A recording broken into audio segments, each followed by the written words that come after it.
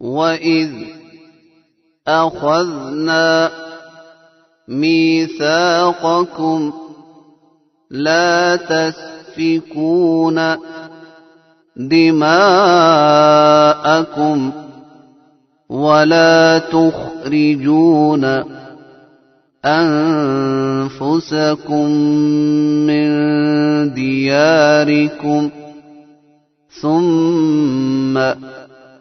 أقررتم وأنتم تشهدون ثم أنتم هؤلاء تقتلون أنفسكم وتخرجون فريقا منكم من ديارهم تظاهرون عليهم بالإثم والعدوان وإن يأتوكم أسارى تفادوهم وهو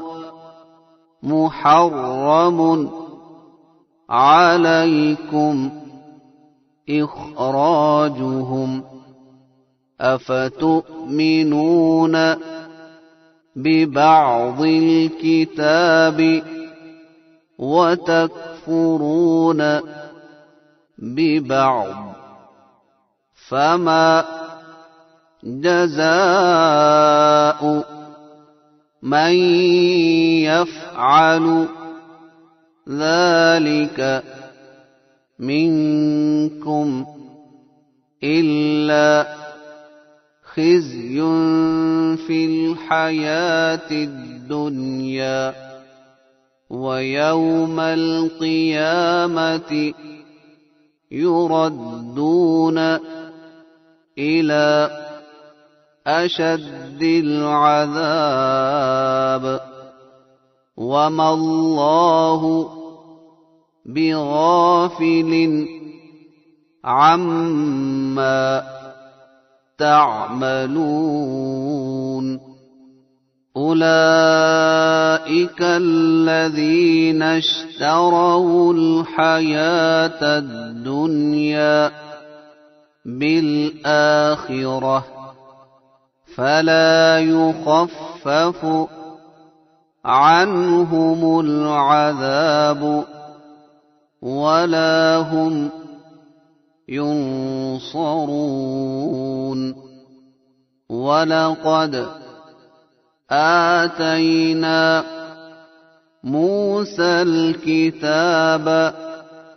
وقفينا من بعده بالرسل وآتينا عيسى ابن مريم البينات وأيدناه بروح القدس أفكلما جاءكم رسول بما لا تهوى أنفسكم استكبرتم ففريقا كذبتم وفريقا تقتلون وقالوا قلوبنا غلف بل لعنهم الله بكفرهم فقليلا ما يؤمنون ولما جاءهم كتاب من عند الله مصدق لما معهم وكانوا من قبل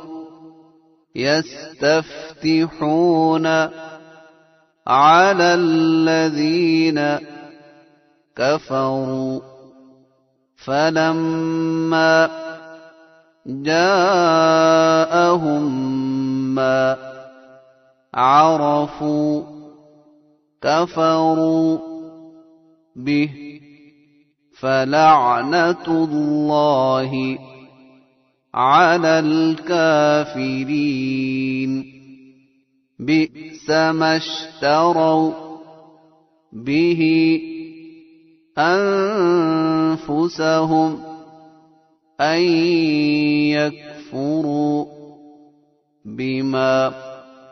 أنزل الله بغيا أن ينزل الله من فضله على من يشاء من عباده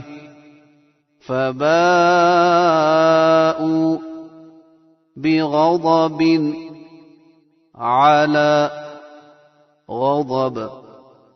وللكافرين عذاب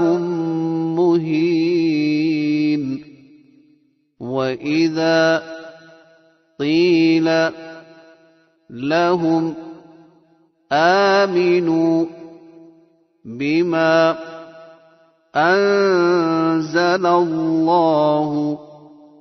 قالوا نؤمن بما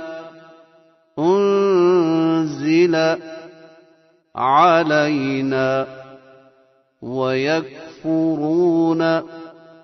بما وراءه